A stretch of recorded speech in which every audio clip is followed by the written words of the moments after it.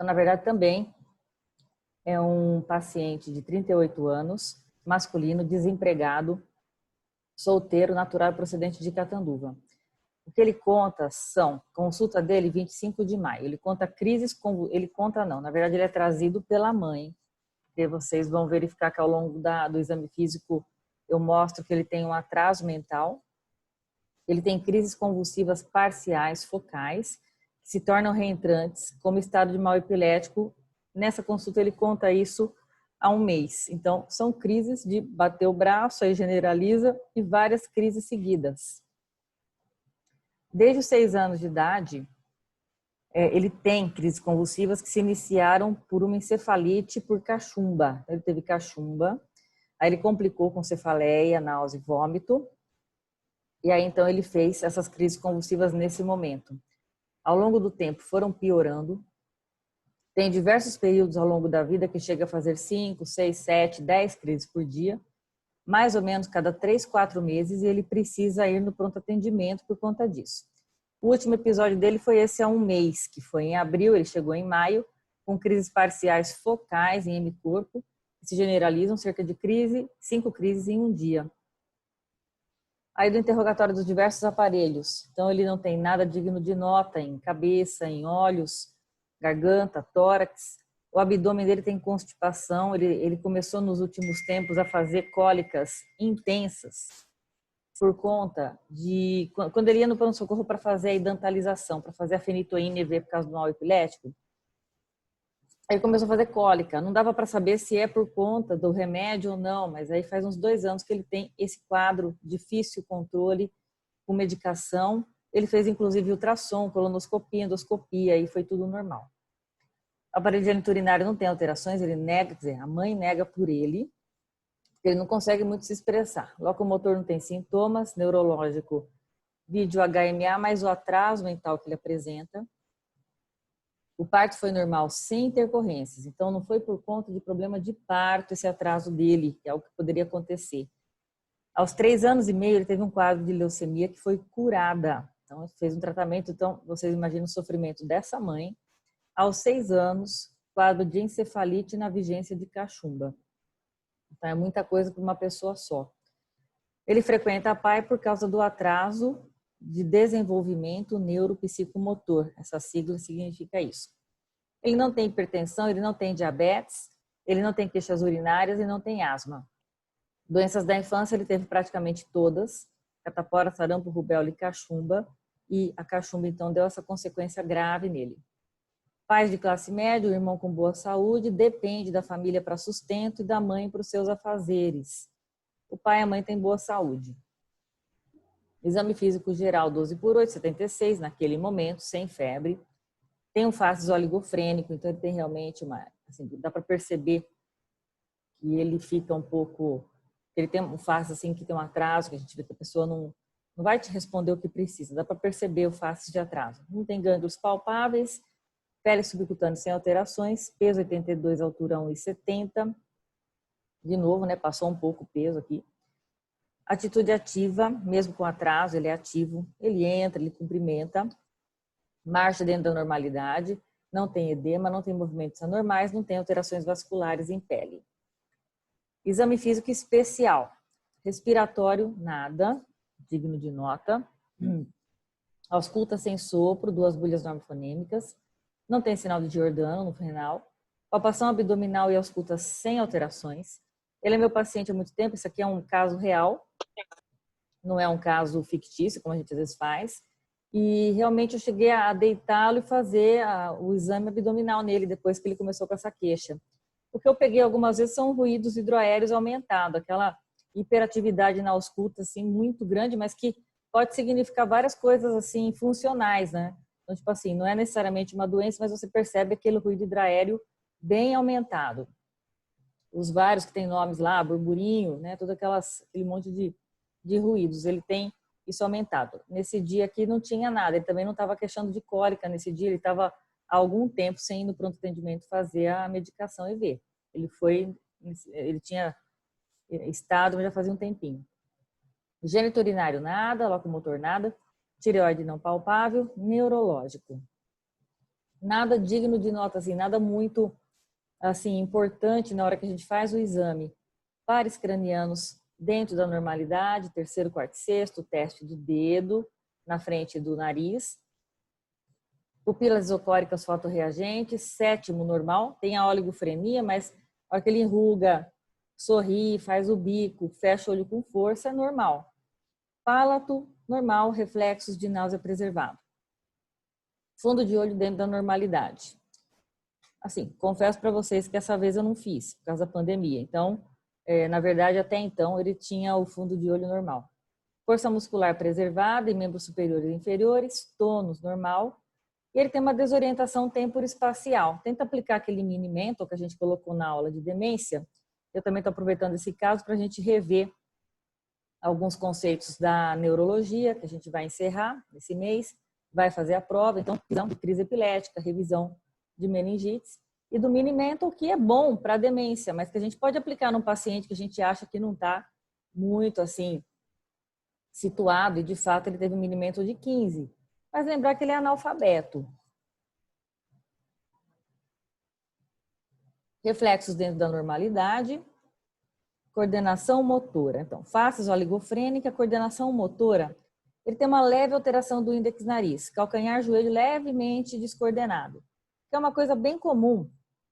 Desde criança, as crianças que têm um atraso mental, se a gente for fazer coordenação motora fina, elas têm alteração. Então, às vezes não é no índex, às vezes é no índex, às vezes é numa outra superfície, e o calcanhar joelho para escorregar na perna, às vezes dá uma leve alteração, tem que levar em conta. Ah, mas ele está deitado de mau jeito. Ah. Não, a gente, quando põe uma terapeuta ocupacional para ver, ela faz uns testes mais apurados, a gente verifica que, de fato, o paciente tem alteração. Movimentos anormais não apresenta, ele poderia apresentar, porque também nós vemos aí, em caso de atraso, às vezes tremores, mais tremor, a gente vê às vezes tremor de extremidade, e ele não tem. Sinais meningo-radiculares não apresenta, Romberg negativo, sensibilidade normal, não tem alterações tróficas. Então, resumo de exame neurológico, vocês vão ver que praticamente nada. É face oligofrênica, em coordenação motora em membros inferiores discreta e um mini mental de 15. Lembrando que analfabeto pode ser 19, né? No caso até 19 a nota. Então, assim, está dentro do analfabeto. Ele consegue não responder alguma coisa de orientação no tempo, mas ele consegue estar no espaço, então, e algumas coisas que ele não consegue fazer escrito, então vale 30, vocês se lembram, mas conforme ensino fundamental, médio e superior, pode variar a nota. Raciocínio, então. Síndromes do paciente. Tem que mudar para do paciente, porque a outra foi mulher no ciclo anterior. Síndromes do paciente. Então, o que ele tem sindromicamente falando? Ou o que ele teve? E pegando tudo, né? Esse menino teve um grande problema na vida dele. Quem se aventura a responder alguma coisa? Crises reentrantes. E aí?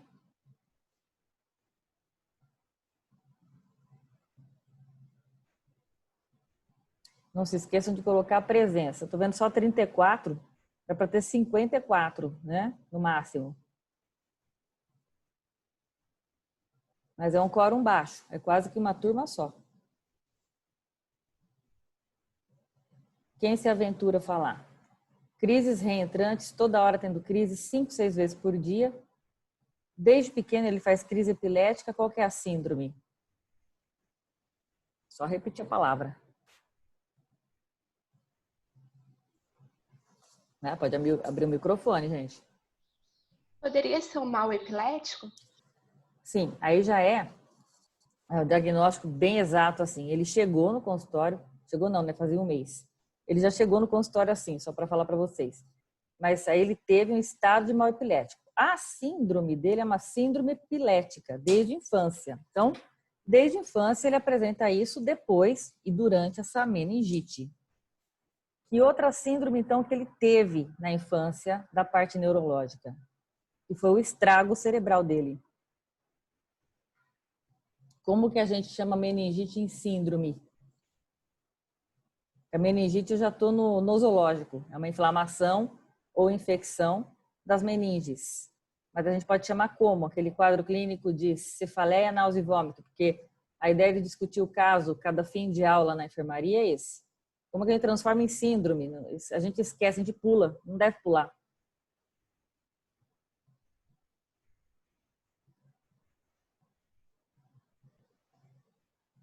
Meningite por cachumba, eu já sei.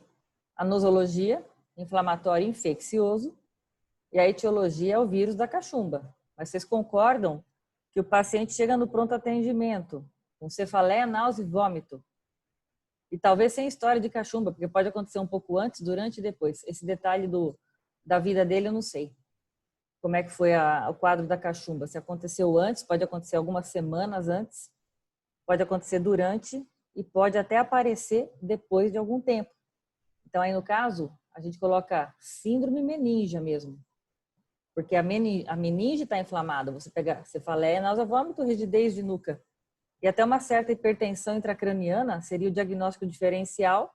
Mas aí, tanto com o exame normal, fundo de olho normal, é uma síndrome de inflamação dessa meninge. Então, síndrome meningia. Aí a gente vai no zoológico aí, que é a inflamação e infecção, e ou infecção. E na hora que vai na etiologia, consegue descobrir que esse menino tinha tido cachumba. E outra síndrome que ele tem. Você sabe que a gente coloca o atraso do desenvolvimento neuropsicomotor como uma síndrome. Foi consequência de tudo isso. Mas é a síndrome do atraso do desenvolvimento neuropsicomotor, que entra no diagnóstico diferencial das paralisias cerebrais, que ele já tinha nascido, não foi no parto, mas acontece que essas questões que aconteceram na vida da infância dele realmente deixaram o cérebro dele bastante sequelado também. Então, a topografia é o cérebro todo, praticamente, só que vocês vão se surpreender um pouco com a ressonância dele. Porque todo esse cérebro sofreu essa inflamação meningea, então não tem um lado, até porque ele não tem uma localização, apesar da ressonância mostrar um lado mais lesado. Ele não mostra no exame físico uma paresia para a gente falar que está no lobo frontal contralateral. É uma coisa global. O atraso é global, então é córtex bilateral. Pega o córtex frontal, ele adquiriu a fala, ele consegue falar. Só que ele, assim, fala pouco, mas ele consegue responder bem as perguntas. Quando a gente pergunta para ele se está tudo bem e tal, ele é social, ele é sociabilizado. Não tem também algum sinal de autismo que poderia ter. Ele é social, ele é tranquilo, ele é meigo, só que ele não consegue realmente, ele não chega lá, ele não consegue responder outras coisas, não consegue alfabetizar. Então é atraso e não é perda das funções. Lembra que demência é perda de função. Eu falei bastante isso em aula.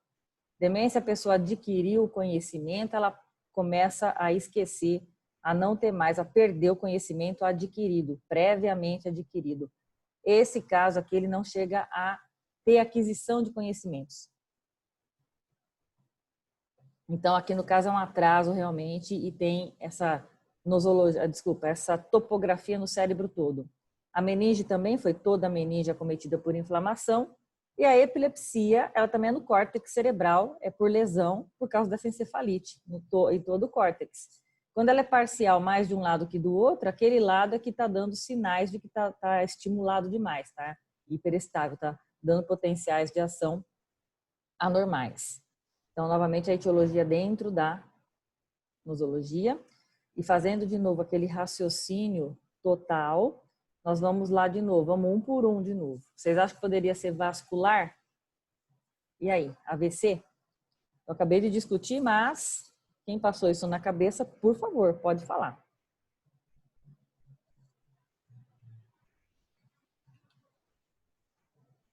A gente viu o AVC, foi o primeiro caso. O que vocês acham? O primeiro caso, eu digo, do primeiro ciclo, eu mostrei um caso de AVC. É o mais comum assim na enfermaria. Quadro súbito, hemiparesia, fator de risco. Vocês acham que ele tem algum fundo de vascular nisso? Dá para encaixar em todo esse monte de coisa?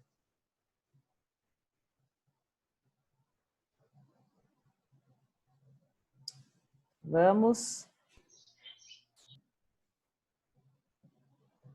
Pode falar, alguém abriu o microfone. Eu acho que não, porque ele tinha 5, 6 anos quando ocorreu. Sim. E se fosse no parto?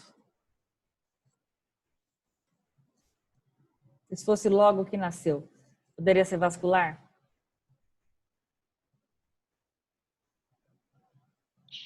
Uma hipóxia cerebral? Sim, sim. Porque a gente não pode esquecer, né? O AVC do nascimento é a paralisia cerebral. Você não tem uma irrigação, às vezes, na hora que vai formar os órgãos, que vão se formar, todo um desenvolvimento embrionário, isso pode ser que não se faça e falta irrigação. Algum problema que a mãe tem durante a gestação e que aparece no periparto. Então, só para entender que paralisia cerebral é uma síndrome altamente extensa, é um capítulo grande que não se esgota nos livros de neuropediatria, nos próprios PDFs aí, porque paralisia cerebral é que nem AVC, você pode ter em qualquer lugar do cérebro, só que o pior de tudo é que a criança ela ainda não se desenvolveu. Por isso que é algo difícil de entender, né? O nome paralisia cerebral já dá aquela ideia de que é uma coisa estanque, que é uma coisa parada. E de fato é isso, aconteceu naquele momento. Só que o desenvolvimento cerebral, quando ele vai se fazer ao longo da vida, vai dando consequências como se essa doença fosse progressiva e não é. Isso, às vezes, para o neuropediatra, diferenciar de doenças progressivas, doenças mais raras, leucodistrofias, um monte de doenças, milhões de doenças na neuropediatria. Tanto é que tem a especialidade para isso. Mas, assim, a maior prevalência é de paralisia cerebral, só que você precisa diagnosticar diferencial se tem muita involução. Involução é o seguinte, na evolução a criança perde o que adquiriu ou ela não adquiriu. Então, na paralisia cerebral, ela às vezes não consegue adquirir uma função. Pode até parecer que ela evoluiu, mas não é. A hora que ela vai, por exemplo, ela conseguiu andar, vamos supor, teve um evento vascular na hora que nasceu. Aqui vale a pena no dele, porque eu vou explicar um negócio que teve também um componente disso nesse menino. A criança vai andar, ela teve esse evento vascular. Vamos supor que não foi muito grande, então a criança consegue adquirir a marcha. Nós temos crianças altamente comprometidas que são tetraparéticas na cama. Então, muito variável o fenótipo também. Tem crianças altamente dependentes que nunca vão andar e tem crianças que conseguem, inclusive, até fazer faculdade. É um déficit mínimo. Só que ao longo do crescimento, pode ser que nesse desenvolvimento parece que piora uma função relacionada àquele lugar. Então, vamos pegar o piramidal, que é mais fácil, que é na região frontal, e ela tem um problema no pé. Aí dá a impressão, tudo bem, ela não vai mexer muito o pé, mas não é só isso. Ela vai adquirir a marcha, ela vai pisar em ponta de pé, e a gente faz reabilitação. Quando adquire, quando passa para a puberdade, quando fica adolescente, que tem o estirão, piora tudo de novo, parece que evoluiu, mas não é, que no crescimento esse pé perde aquela função, tem que tornar a fazer reabilitação. Então, é um tipo de paciente que vai ter que fazer terapia ocupacional, fisioterapia, o que precisar a vida inteira. E ficar sempre de olho. Isso eu dei exemplo de uma que pega só o pé. Agora, vocês imaginam quem pega paresia, quem pega outras funções cognitivas, então é bem trabalhoso. Esse menino é o seguinte, apesar dele ter 6 anos e meio, ele também teve leucemia. A gente não sabe, eu não sei lá os detalhes disso, quanto que isso comprometeu a criança. Vocês imaginam uma criança fazendo quimioterapia com 3 anos de idade? Quer dizer, ela perdeu da sua evolução, não foi PC naquele momento, mas ela já atrasou por conta disso. E quando ela teve 6 anos e meio com essa meningite, aí ela tem um buraquinho no cérebro, nós vamos mostrar, eu não lembro agora se é o direito ou esquerdo, porque não mostra paresia. E aí, no caso, mostrar não, na verdade eu só escrevi. No caso, ele não tem a hemiparesia correspondente, mas chegou naquele momento da meningite, faltar oxigênio num pedaço do cérebro também. Então, bem complicado esse caso. E nós consideramos PC mesmo sendo um pouco arrastado, mesmo tendo 6 anos. Então, o vascular comum que a gente estudou, isquêmico hemorrágico, cerebral média, carótida e território posterior. E na criança, o AVC seriam as paralisias cerebrais, um capítulo à parte, tá? Desmielinizante. Alguém acha isso? Só a Arissa que fala, hein? Pode falar. Você é a segunda aqui. A terceira, a Gabriela, e o quarto é o Roberto.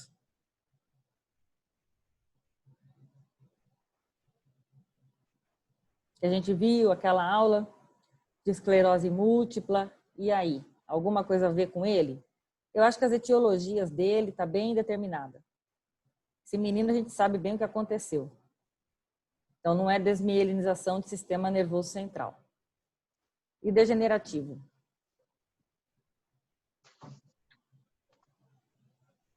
Pode falar, alguém abriu o microfone. Abriu e fechou, gente. Não precisa ficar tímido.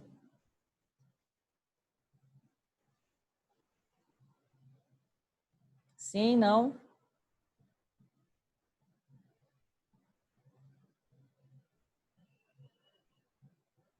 Não. Não é degenerativo? É. Lembra que são doenças mais arrastadas ao longo da vida. Pode ser na infância, adolescência, mais na maturidade. E ele tem as etiologias bem determinadas. E tumor? Pode falar, gente, senão a gente parece que está dando aula para o poste. Vocês já deram aula para o poste? Assim, vocês já experimentaram fazer aula? E a hora que não tem ninguém respondendo, tudo em silêncio? Tem hora que eu achei que a internet caiu algumas vezes no começo. Falei, nossa, a internet caiu, tô aqui falando sozinha. Eu tô rindo para não chorar, mas aí não tinha caído não, porque senão o celular ia ficar apitando, né? Porque aí a pessoa começa no celular. Você não tá online. E aí, tumoral? Não, sim. Só fala um sim ou não.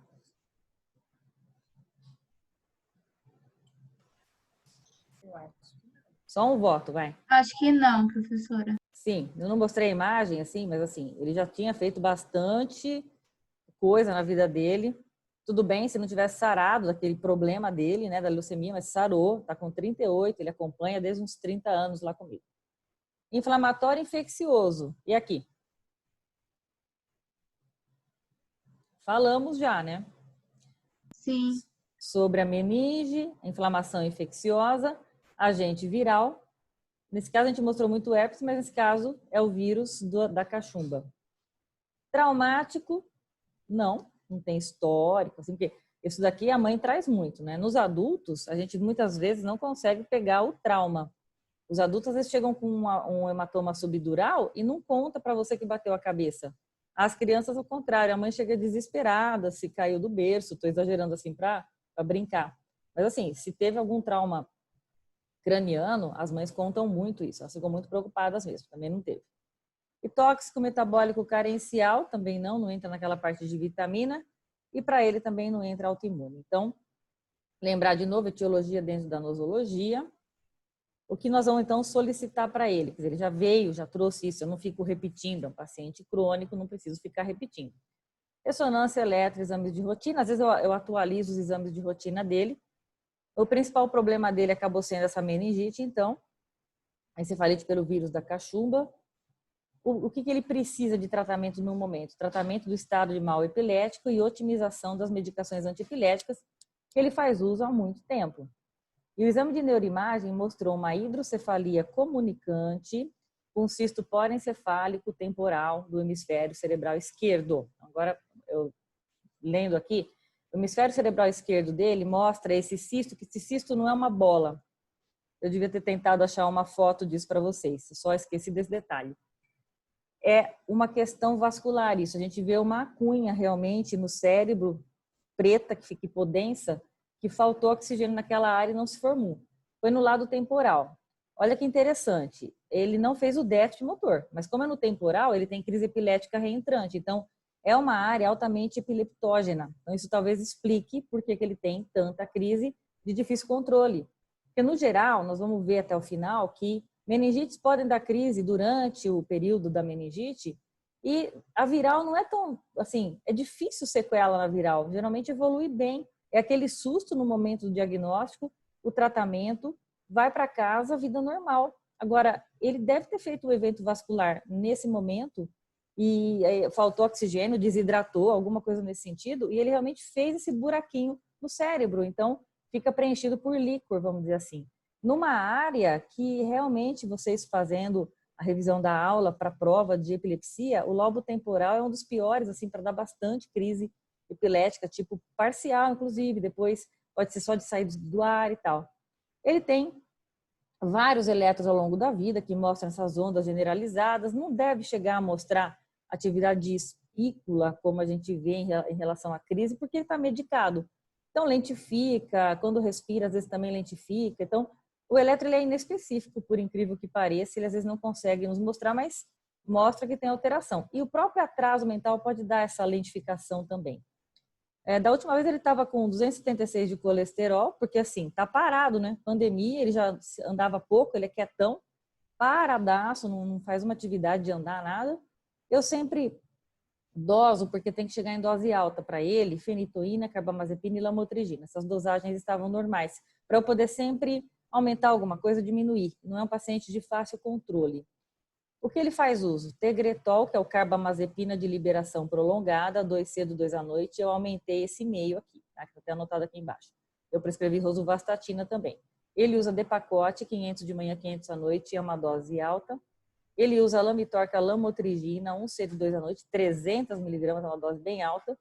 Frisium, clobazam, é um benzodiazepínico, também alta. E, não, alta não, essa dose está razoável, para ajudar um pouco na epilepsia. E o tropinal dele é um remédio para cólica. Ele está usando aí para poder sentir alívio dessa cólica. Então, assim, fechando o caso dele, que é um caso de difícil controle, a gente normalmente não ia se satisfazer em conseguir, assim, fazer parcialmente o controle. A gente quer tentar tratar um paciente e conseguir controle total das crises.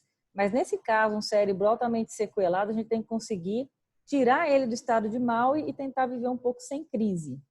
E o que eu achei interessante na aula é rever, porque aquela parte que eu dei na aula sobre várias medicações é cansativa, então vou aproveitar e pegar mais essa parte de tratamento. O estado de mal epilético, ele é uma emergência neurológica. E ele, assim, quando o paciente chega no pronto atendimento, tem que ser rapidamente atendido. Ele incide em 40 a 100 mil habitantes por ano. A mortalidade dele em crianças é baixa, mas em adultos é 26%. E lembrar que tem duas definições, mas no geral a gente fala assim, ó, dentro de 5 minutos o paciente fez 2 crises, ou ele faz uma crise que dura tudo isso e não se recupera, você precisa interferir. Definição operacional. Aí eles consideram assim, o intermitente é menor que 30 minutos, mas isso é só definição, não tem que estar 30 minutos com crise que você queima o cérebro, queima neurônio. Então, esses 5 minutos sem recuperação, com crise contínua ou mesmo com intervalo, já tem que interferir, não pode ficar tendo crise. O mecânico é a condição da falência, a gente sabia que tem uma falência dos fatores que interrompem uma crise generalizada. Porque vocês vão ver que quem tem uma convulsão normalmente não repete, ela se autodeleta, vamos dizer assim. Então, o paciente para de ter. Então, o estado de mal, você tem uma falha muito grande nesse mecanismo de interrupção da crise. Aí eles falam que, em geral, a literatura mostra que a crise tônico-clônica ela dura somente 1 minuto. Se ela durar mais, realmente você tem aumento de mortalidade e maior queima de neurônios realmente. Aí tem um passo a passo, tem também o passo a passo aqui da FIPA. Tem que estabelecer o diagnóstico rapidamente, aí tem que ver vias aéreas, estabelecer via venosa, colher essa história de hemograma, metabólito. Às vezes tem que colher se o paciente usou droga, é difícil, tem que pegar autorização. Se usou cocaína, álcool, é difícil colher, mas o certo era até verificar isso quando o paciente suspeito. Glicose e tiamina para o paciente não precipitar, por exemplo, se ele for etilista, um Wernicke-Korsakoff, porque ele tem pouca tiamina, você dá glicose, ele faz a paralisia de par craniano. Leiam depois sobre Wernicke-Korsakoff. Eu vou escrever depois aqui no chat. Me lembra de escrever essa síndrome que acontece muito em etilista por deficiência de vitamina. Aí tem que administrar o benzodiazepínico. 0,2 miligramas por quilo EV até 5 miligramas em 1 minuto. Repetir a mesma dosagem se persistir o estado de mal.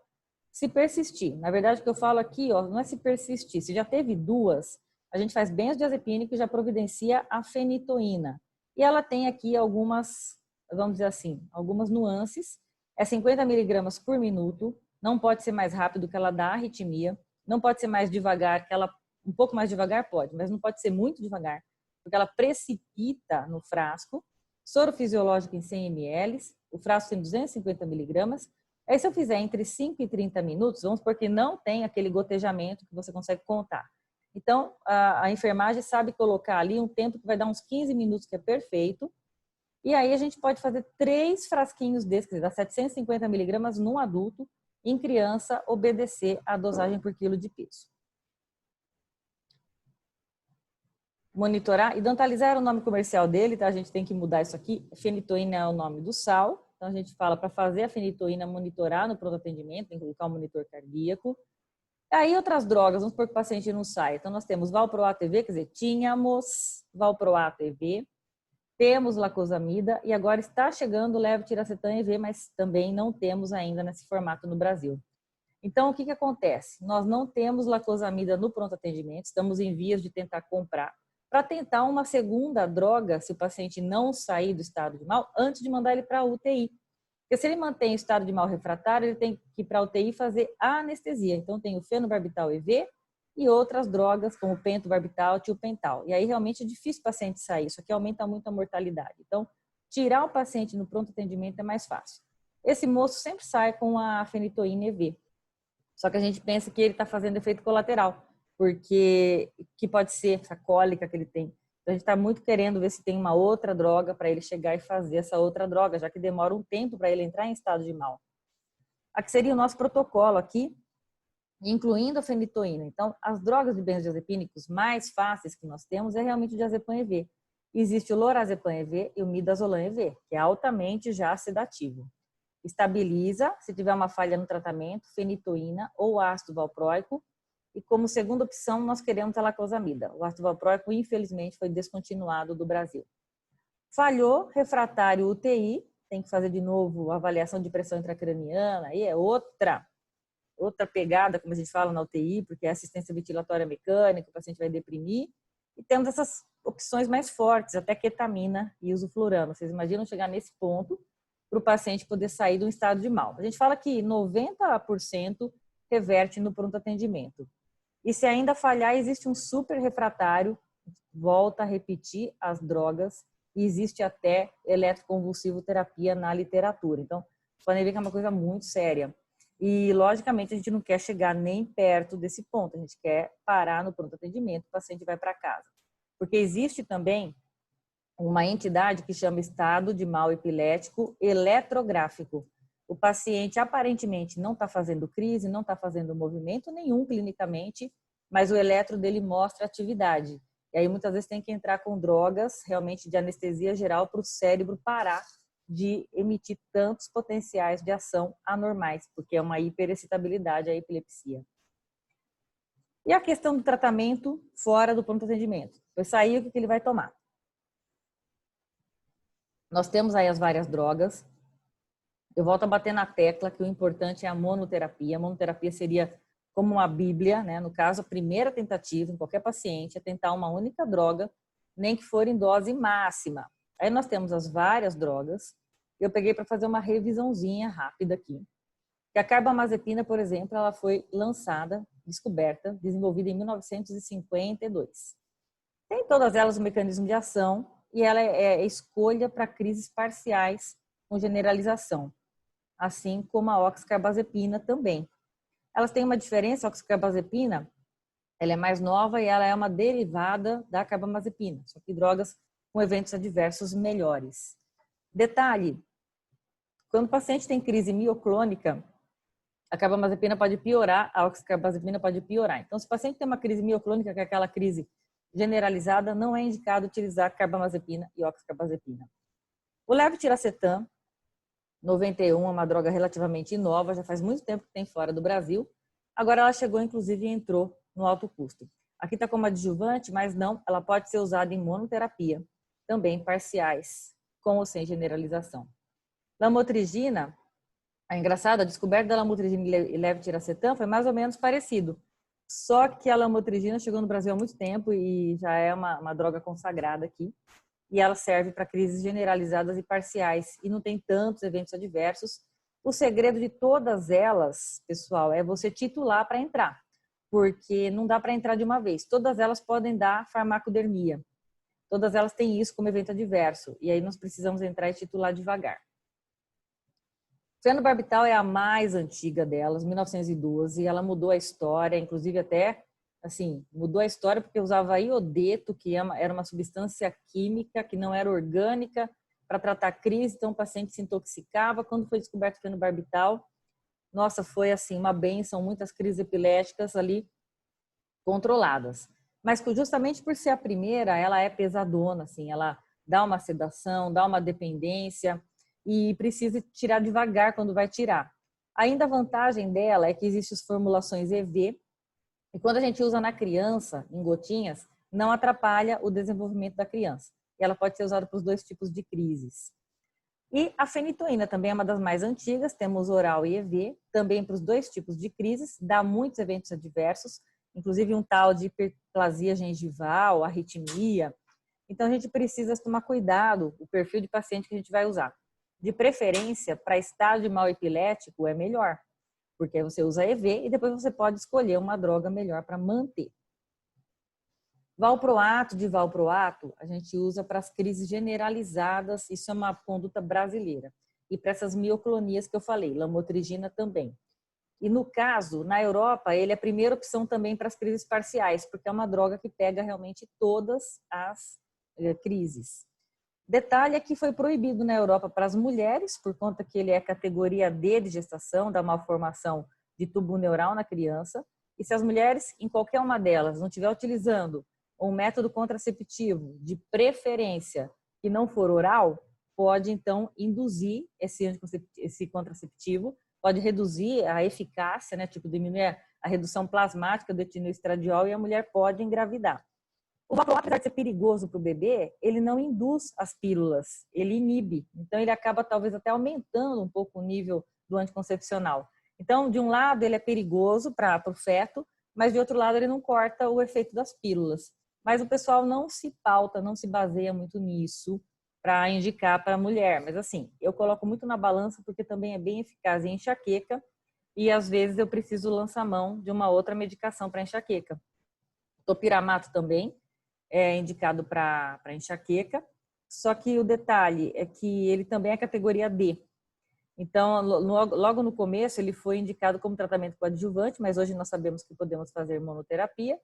E ele também passou para a categoria D. Apesar disso, não tem toda essa restrição. Quer dizer, acho que a gente tem que tomar muito cuidado quando fala em mulher em idade fértil para fazer esses tipos de tratamento.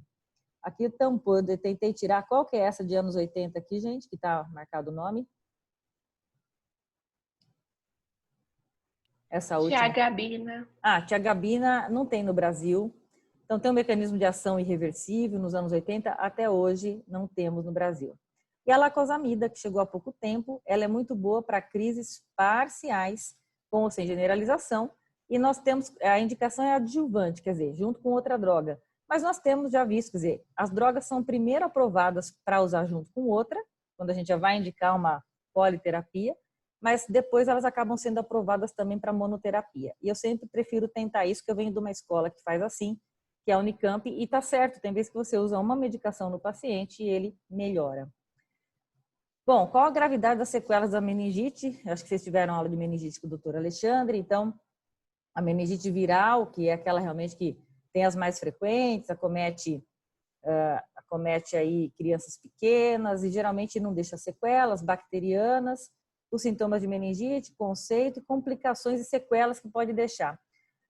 Olha que interessante, pode ter assim várias sequelas que a gente sabe, a mais grave então seria, por exemplo, perda de visão, alteração de memória, concentração, coordenação motora, equilíbrio, fala, epilepsia e paralisia cerebral. Quer dizer, ela realmente faz com que não haja uma irrigação do sistema nervoso, de forma que você precisa realmente tomar muito cuidado com a hidratação da criança. Mas, no geral, eu pus aqui são textos até da internet, que eu achei que estavam bem didáticos. No geral, a meningite viral não era para deixar sequela, mas pode deixar raramente. Então eu falo que esse menino, coitado, ele não teve muita sorte nessa história, porque realmente ele ficou muito sequelado. Sobre o vírus, especificamente da cachumba, é conhecido sim, que é esse Paramyxoviridae, gênero Paramyxovírus, por via aérea. A hora que a gente vai ler, parece que a gente está falando do nosso querido Covid, mas assim, quando a gente vai ler sobre vírus, tem algumas coisas muito parecidas neles, né? E isso é uma complicação da cachumba, é aquela velha história de que os vírus não são tão bonzinhos quanto parecem, né? É a parotidite epidêmica também que a gente conhece e em Portugal é chamado de papeira. A transmissão é por vias aéreas, são gotículas, contato direto com saliva de pessoas infectadas. Indireta é menos frequente, pode ocorrer por contato com objetos ou utensílios. O que eu não vi, que isso aí está sendo muito falado em relação ao corona, é que o corona fica de 3 a 5 dias em superfícies. Os outros vírus do mundo até agora são poucas horas no máximo. Eu não vi quantas horas ele fica. Período de incubação é longo, olha isso, 12 a 25 dias, sendo em média 16 a 18. É aquele padrão das 2 semanas, né? Vocês viram que a Organização Mundial de Saúde jogar 2 semanas para o corona também é meio que um chute, e agora que está se vendo se isso é suficiente. Vocês viram que a 3ª semana de incubação, mas eles estão chegando o que parece que é mais curto e que vai poder vir para 10 dias agora. Mas olha o tempo que leva para conseguir conhecer uma doença nova, né? Período de transmissibilidade varia entre 6 e 7 dias antes da manifestação clínica, até 9 dias após o surgimento dos sintomas. O vírus da cachumba pode ser encontrado em urina até 14 dias após o início da doença. Se a gente falar do nosso bicho agora atual também, urina, fezes e esperma, um horror, né? Bom, era isso que eu queria falar. Vocês podem ler um pouco mais sobre os vírus, porque na verdade a gente vai lendo e fala, nossa, as complicações que pode causar, você vê lá meningite.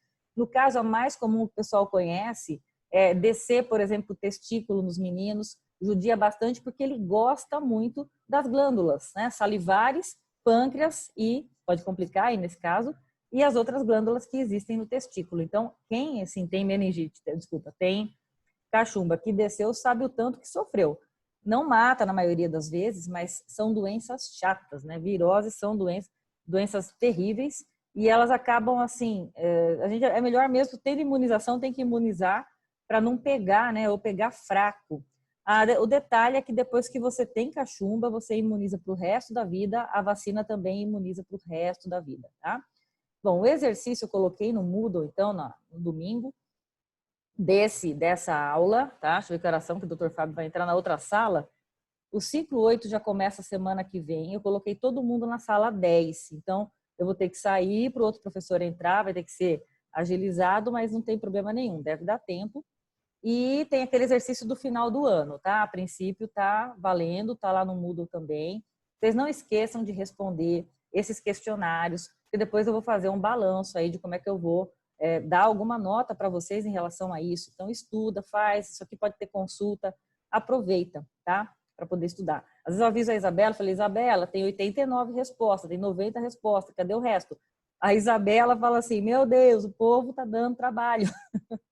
Aí, assim, cada um toma conta do seu Moodle, tá bom? Estudem e a gente vai ver o que vai rolar até o final do ano com relação à imunização, tá certo? Gente, alguém quer fazer alguma pergunta?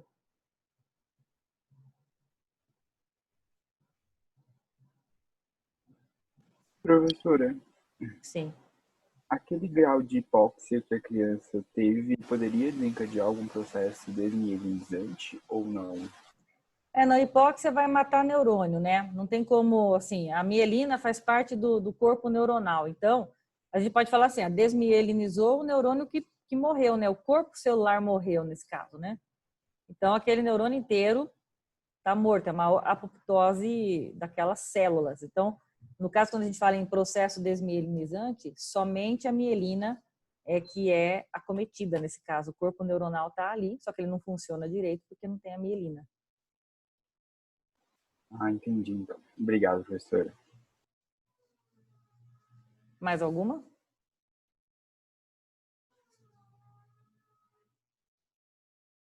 (44). Coloca a presença, tá?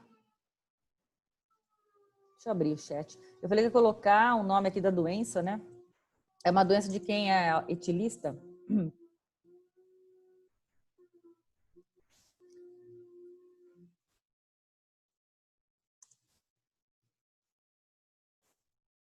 Pode fazer uma demência alcoólica, acho que é 2 Fs, não tenho certeza. Ou pode fazer mais paralisia de pares cranianos por falta de B1, tiamina.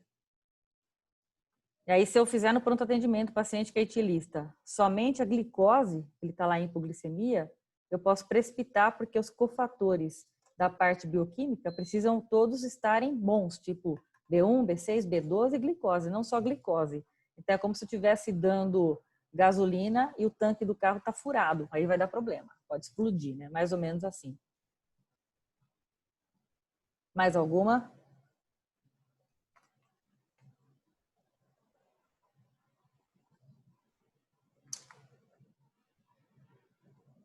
Tudo bem, gente?